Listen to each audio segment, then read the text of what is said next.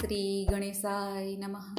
મિત્રો, આપ જોઈ રહ્યા છો યુટ્યુબ આપણી ચેનલ આવો સત્સંગમાં આપ સૌનું સ્વાગત છે। મિત્રો, આજે આ વિડીયોમાં આપણે સાંભળવાના છીએ શ્રાવણ માસની સપ્તમી તિથિએ લેવાતું વ્રત શીતળા સાતમના વ્રતની કથા મહિમા। જો આપને આ વિડીયો પસંદ આવે તો લાઈક કરજો, શેર કરજો। આપ આ ચેનલ પહેલી વખત જોઈ રહ્યા છો તો સબસ્ક્રાઈબ કરી લેજો, જેથી આવનારના વિડીયોની માહિતી આપ સુધી તુરંત પહોંચી શકે। ધન્યવાદ। શ્રાવણ માસની સપ્તમી તિથિ ચાહે સુદ પક્ષની હોય કે વદ પક્ષની હોય, બંને સાતમની તિથિએ મા શીતલાની પૂજા થાય છે। જો કે સાતમની તિથિ માને ઘણી પ્રિય હોય માટે દરેક માસની સપ્તમી તિથિના દિવસે માની પૂજા અર્ચના કરી શકાય છે। મા શીતલા દેવી સ્વસ્થતાની અધિષ્ઠાત્રી દેવી છે, કારણ કે માના હાથમાં છે સાવરણી અને સુપડું, જે સફાઈનું પ્રતીક બતાવે છે, અને માના હાથમાં એક અમૃત કલશ છે, જે 33 કોટી દેવતાઓનો તેમાં વાસ બતાવે છે। મા સ્વાસ્થ્ય પ્રદાન કરવાવાળી દેવી હોય, ઘર પરિવારમાં સમૃદ્ધિ પ્રદાન કરે છે, માટે માની પૂજા અર્ચના શીતલા સાતમના દિવસે થાય છે। રાંધણ છઠના દિવસે જે બહેનો ખોરાક રાંધે છે, ભોજન બનાવે છે, તે બીજા દિવસે શીતળા માતાને ભોગ લાગે છે અને તેનો પ્રસાદ લેવાય છે। મા શીતલાને વાસી ભોજન પ્રિય હોય માટે ઠંડકની દેવી, આરોગ્યની દેવી માતા શીતલાને વાસી ભોજનનો જ ભોગ લાગે છે। કુલેર, નાગલા, ચૂંદડી ચડાવીને માની પૂજા અર્ચના થાય છે। ઘેરે પાણિયારા પાસે, એટલે કે જ્યાં આપણે માટલું રાખીએ છીએ, ત્યાં પણ માતાજીની પૂજા અર્ચના થાય છે, અને મંદિરમાં જઈને પણ માની પૂજા અર્ચના થઈ શકે છે। સ્કંદ પુરાણ અને ભવિષ્યોત્તર પુરાણમાં મા શીતલા દેવીના નામનો ઉલ્લેખ છે, કથા છે। આ દિવસે સૌભાગ્યવતી બહેનો સવારે વહેલા ઉઠીને ઠંડા પાણીથી સ્નાન કરે છે, માતા શીતલાનું પૂજન કરીને શ્રીફળ, કુલેરનું નૈવેદ્ય ધરે છે, ચૂલાની પૂજા કરે છે, અને પૂજન કરીને આંબો છે, કપાસ ઉગેલો છોડ છે તે ત્યાં મૂકે છે, અને માતા શીતલાની કથા સાંભળે છે। મા શીતલા દેવી જ્વર, ગરમીને લગતી કે ચામડીને લગતી પીડાના પ્રકોપથી, બીમારીથી રક્ષા કરે છે। નવરાત્રિ દરમિયાન નવદુર્ગામાં મા શીતલા દેવી કાલરાત્રિનું સ્વરૂપ છે, જે 7મા દુર્ગા કહેવાય છે। આપણે માતા શીતલાની પૌરાણિક કથા પણ સાંભળીએ અને વ્રત કથા પણ સાંભળીશું। માતા શીતલાનો અર્થ થાય છે ઠંડક આપવાવાળા, શાંતિ પ્રદાન કરવાવાળા દેવી। માન્યતા છે કે આજના દિવસે વાસી ભોજન ખાવાથી બીમારીથી બચી શકાય છે। જો કે આપણે વાસી ભોજન ખાઈએ તો બીમાર પડીએ, ગેસ, વાયુનો પ્રોબ્લેમ પણ ઘણાને રહે છે, પરંતુ શીતળા સાતમના દિવસે એક દિવસ વાસી ભોજન ખાવાનો મહિમા છે રોગમુક્તિ માટે। શીતલા માતાની એક લોકકથા પણ પ્રખ્યાત છે કે શીતલા માતા બ્રહ્માજીના પુત્રી મનાય છે। બ્રહ્માજીએ તેમને ઉત્પન્ન કર્યા જેથી રોગ કષ્ટ મટાડી શકાય। મા શીતલા આમ તો પાર્વતીજીનું સ્વરૂપ છે। જ્યારે માતા શીતલા માતા ધરતીલોક ઉપર આવ્યા ત્યારે તેની સાથે જ્વર અસુર પણ આવ્યો, અને ધરતીલોક ઉપર તેઓ પોતાનું સ્થાન શોધવા લાગ્યા। ભગવાન શિવના એક ભક્ત રાજા વિરાટના દરબારમાં તેઓ પહોંચ્યા। રાજાએ તેમને પોતાના રાજ્યમાં સ્થાન આપ્યું। આથી શીતલા દેવી ક્રોધિત થયા, અને માતા શીતલાએ ક્રોધ અગ્નિમાં રાજાની પ્રજાની ત્વચાને લાલ લાલ કરી દીધી। લોકોની ત્વચા ગરમીથી બળવા લાગી। ત્યારે રાજા વિરાટે પોતાની ભૂલની ક્ષમા માંગી અને માતાને કાચું દૂધ, ઠંડી લસ્સી આદિ પ્રદાન કર્યા। રાજાની સેવાથી પ્રસન્ન થઈને માતાનો ક્રોધ શાંત થયો। ત્યારથી કહેવાય છે કે દેવીને ઠંડુ પકવાનનો ભોગ લાગે છે। બીજી પૌરાણિક કથા અનુસાર માતા શીતલાને એક વખત એમ થયું કે લાવ હું ધરતીલોક ઉપર જાઉં અને જો મારી પૂજા કોણ કોણ કરે છે। ત્યારે માતા શીતલા એક વૃદ્ધ ડોસીમાનું રૂપ ધારણ કરીને રાજસ્થાનના ડુંગરી ગામમાં પહોંચ્યા। તે ગામમાં મંદિર ન હતું અને કોઈ તેમની પૂજા પણ કરતું ન હતું। માતા શીતલા ગામની ગલીઓમાં ફરવા લાગ્યા।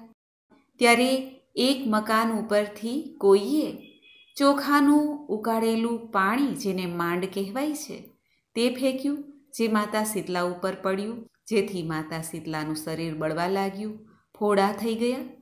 ત્યારે માતા શીતલાએ કહ્યું, અરે, હું બળવા લાગી છું, મારું શરીર તપી રહ્યું છે, કોઈ મારી મદદ કરો.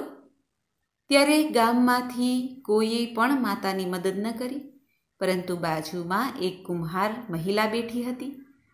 તે બહાર આવી. તેણે જોયું કે વૃદ્ધ માતા ઘણા બળી રહ્યા છે, જલન તેમને થઈ રહી છે શરીરમાં. તેથી તે મહિલાએ ઠંડુ જળ માતા ઉપર રેડ્યું અને બોલી, હે માં, મારા ઘરમાં રાતની બનાવેલી રાબડી છે અને થોડું દહીં છે. જો તમે ખાવા માંગો તો તમને ઠંડક થશે. ત્યારે માતાએ તેનો સ્વીકાર કર્યો અને તેને આરોગ્યું. માતાના શરીરમાં ઠંડક વળી. જ્યારે મહિલાએ માતાની નજીક જઈને જોયું તો માતાના મસ્તકમાં એક ત્રીજી આંખ હતી. કુમ્હારની મહિલા આ જોઈને ડરી ગઈ અને તે ભાગવા લાગી. ત્યારે તે વૃદ્ધ માતાએ કહ્યું, રોકાઈ જા દીકરી, તું ડર નહીં. હું કોઈ ભૂત પ્રેત નથી, હું તો શીતલા દેવી છું. ધરતી ઉપર જોવા માટે આવી છું કે કોણ મારી પૂજા કરે છે. ત્યારે તે કુમ્હારની મહિલા માતા સામે જોવા લાગી. માતાએ પોતાનું અસલી સ્વરૂપ પ્રગટ કર્યું, જેમાં માતા ઘણા આભૂષણોથી સુશોભિત સ્વર્ણ મુગટ ધારણ કરેલા હતા. ચતુર્ભુજા રૂપ હતું. માતાના દર્શન પ્રાપ્ત કરીને મહિલા પોતાને ભાગ્યશાળી સમજવા લાગી. ત્યારે મહિલાએ માતાને કહ્યું, હે માતા, હું તમારા દર્શન પ્રાપ્ત કરીને ધન્ય થઈ ગઈ, પરંતુ હું તમારી સેવા કેવી રીતે કરું? મારા ઘરમાં કોઈ સ્થાન નથી આપને બેસાડવા માટે. ત્યારે શીતલા માતા પ્રસન્ન થઈને મહિલાના ઘર આગળ એક ગધેડો ઊભો હતો, તેની ઉપર જ બેસી ગયા અને માતાએ હાથમાં સાવરણી, બીજા હાથમાં સૂપડું રાખ્યું અને માતાએ તેના ઘરની સફાઈ કરી દીધી. દરિદ્રતા આદિનું પણ સફાઈ કરી, જેથી તે મહિલાના ઘરમાં સુખ સમૃદ્ધિનું આગમન થયું. અને માતાએ તે કચરો બહાર ફેંકી દીધો અને સાથે જ મહિલાને વરદાન પણ આપ્યું. મહિલાએ હાથ જોડીને કહ્યું, માતાને પ્રાર્થના કરી કે હે માતા, મારી ઈચ્છા છે કે આપ ડુંગરી ગામમાં સ્થાપિત થાવ અને દરેક ભક્તોની રક્ષા કરો, જે આપને સપ્તમી તિથિએ પ્રસન્ન કરે, પૂજન કરે, આપની કથા સાંભળે, આપને ઠંડુ નૈવેદ્ય ધરે. જલ, દહીંની લસ્સી, ઠંડુ ભોજન, આ બધું આપ સ્વીકાર કરો અને ભક્તોની દરિદ્રતા દૂર કરો. શીતલા માતાએ મહિલાને વરદાન આપ્યું, આશીર્વાદ આપ્યા. ત્યારથી કહેવાય છે કે અહીં માતા બિરાજમાન થયા અને કુમ્હાર જાતિની સેવાનો સ્વીકાર કરવા લાગ્યા. ડુંગરી ગામમાં શીતલા માતા સ્થાપિત છે. આ ગામનું નામ થઈ ગયું શીલની ડુંગરી. હવે આપણે સાંભળીએ માતા શીતલા દેવીની વ્રતકથા. બોલો શીતલા મૈયાની જય. એક ગામ હતું. તે ગામમાં એક ડોસી તેના 2 દીકરાની વહુ સાથે રહેતા હતા. તેમાં મોટી વહુ બહુ જબરી, ઈર્ષાખોર, કજિયારી. તેને વાત વાતમાં વાકું પડતું. જ્યારે નાની વહુ ભલી ભોળી અને પારકાના દુઃખે દુઃખી થનારી હતી. પવિત્ર શ્રાવણ માસ આવ્યો. રાંધણ છઠના દિવસે નાની વહુ રસોડે રાંધવા બેઠી. રાંધતા રાંધતા મધરાત થઈ ગઈ. પછી તે ચૂલો ઠારવાનો વિચાર કરતી હતી કે ત્યાં પારણે પોઢેલો તેનો નાનકડો દીકરો રડવા લાગ્યો. નાની વહુ બધું કામ પડતું મૂકીને પોતાના નાના છોકરાને ખોળામાં લીધો. પછી તે આડા પડખે થઈ. આખા દિવસનો થાક હોવાથી તેની આંખ મળી ગઈ. તે સૂઈ ગઈ. ચૂલો ઠારવાનો રહી ગયો. અડધી રાત થઈ કે માતા શીતલા ઘરે ઘરે ફરવા નીકળ્યા. ફરતા ફરતા વહુના ઘેરે આવ્યા. નાની વહુના ઘેરે તો ચૂલો સળગતો હતો. શીતળામાં તેમાં આળોટ્યા અને દાઝ્યા. માટે માએ શ્રાપ આપ્યો, જેવું મારું શરીર બળ્યું એવું તારું પેટ બળજો. શીતળામાં તો શ્રાપ આપીને ચાલ્યા ગયા. અને નાની વહુએ સવારે ઉઠીને પડખામાં જોયું તો એનો દીકરો બળીને ભડથું થઈ ગયો હતો. તેણે ચૂલા તરફ નજર કરી તો ચૂલો સળગતો હતો. નાની વહુની આંખમાંથી તો આંસુ વહેવા લાગ્યા. એ જાણી ગઈ કે જરૂર માતા શીતળા મારી ઉપર કોપાયમાન થયા છે. માએ તેને શ્રાપ આપ્યો છે. તે તો રડતી રડતી સાસુમા પાસે ગઈ અને બધી વાત કરી. સાસુમાએ પણ ગળગળા અવાજે આશ્વાસન આપતા કહ્યું, બેટા ધીરજ ધર, તું શીતળામા પાસે જા, તારી ભૂલ કબૂલ કર અને તેમની પાસે ક્ષમા પ્રાર્થના કર. મા તો દયાળુ છે, જરૂર તારા પર કૃપા કરશે અને તારા દીકરાને સજીવન કરશે. નાની વહુ તો સાસુમાના આશીર્વાદ લઈને દીકરાને ટોપલામાં નાખીને શીતળા માની શોધમાં નીકળી. તે વન વગડે વિંધતી જાય ને શીતળા માનું રટણ કરતી જાય. રસ્તામાં 2 તલાવડી આવી, બંનેના પાણી ભળી ગયેલા. બંને છલોછલ હતા. કાંઠે પક્ષી બેઠેલા, પણ કોઈ પાણી પીવા ન આવે. મનુષ્ય કે પશુ પંખી પારેવા જે કોઈ આ તલાવડીનું પાણી પીતું તે મૃત્યુ પામે. નાની વહુ તો તલાવડી પાસે જઈને ટોપલો નીચે ઉતારીને તલાવડીમાંથી પાણી પીવા ગઈ કે ત્યાં તલાવડીમાંથી અવાજ આવ્યો, બાઈ, તું આ તલાવડીનું પાણી પીશ તો મરી જઈશ, પરંતુ તું શા માટે રડે છે એ તો કહે.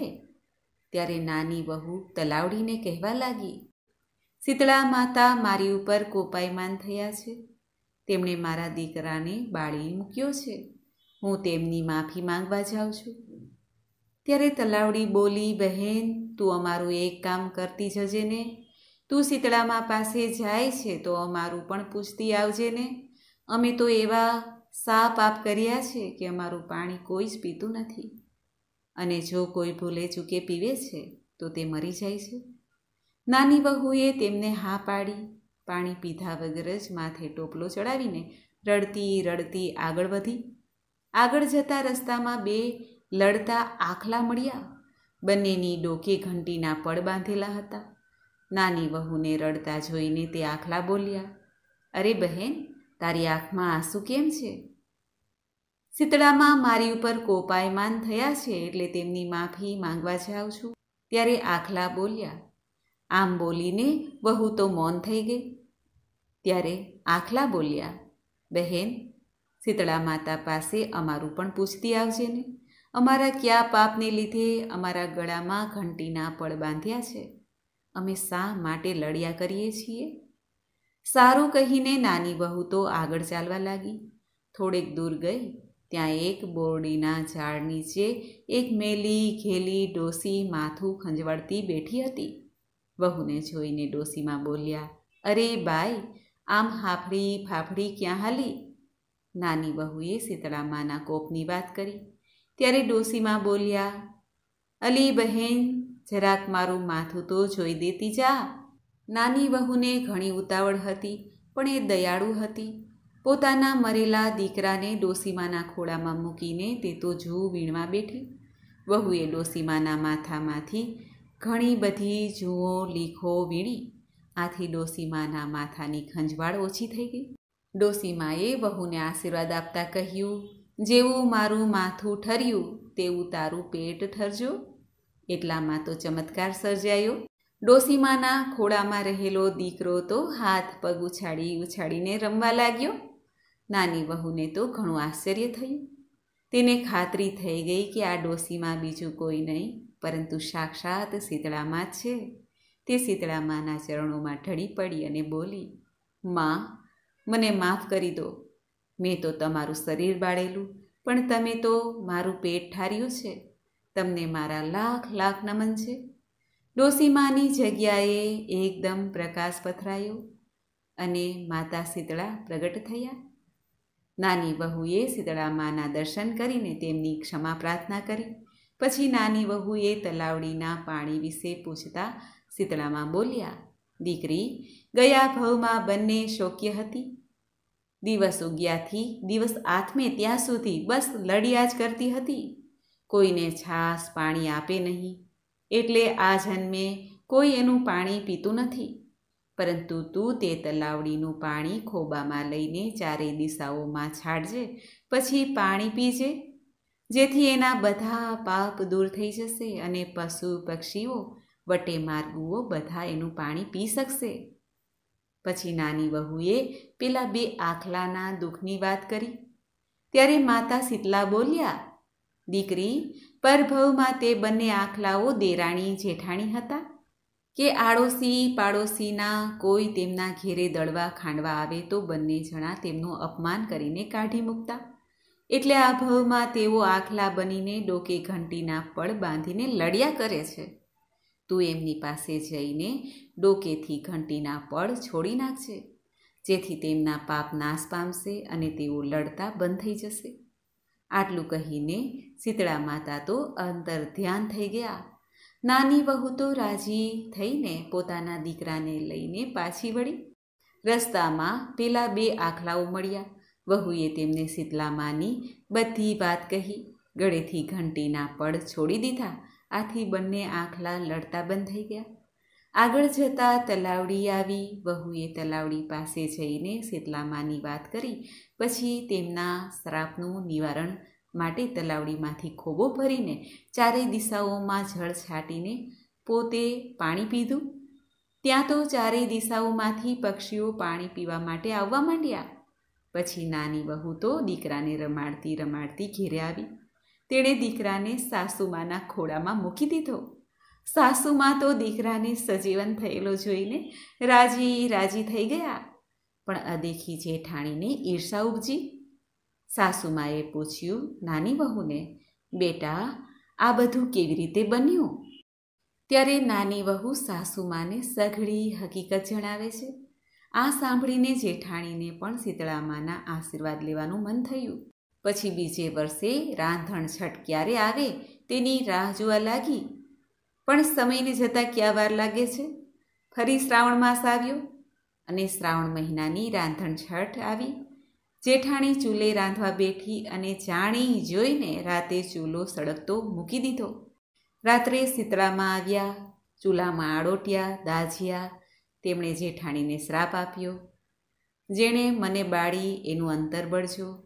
બીજે દિવસે સવારે ઉઠીને જેઠાણીએ જોયું તો તેનો દીકરો બળીને ભડથું થઈ ગયો હતો. મરેલા દીકરાને જોઈને જેઠાણી વિલાપ કરવા લાગી અને મનમાં ખૂબ પ્રસન્ન થઈ.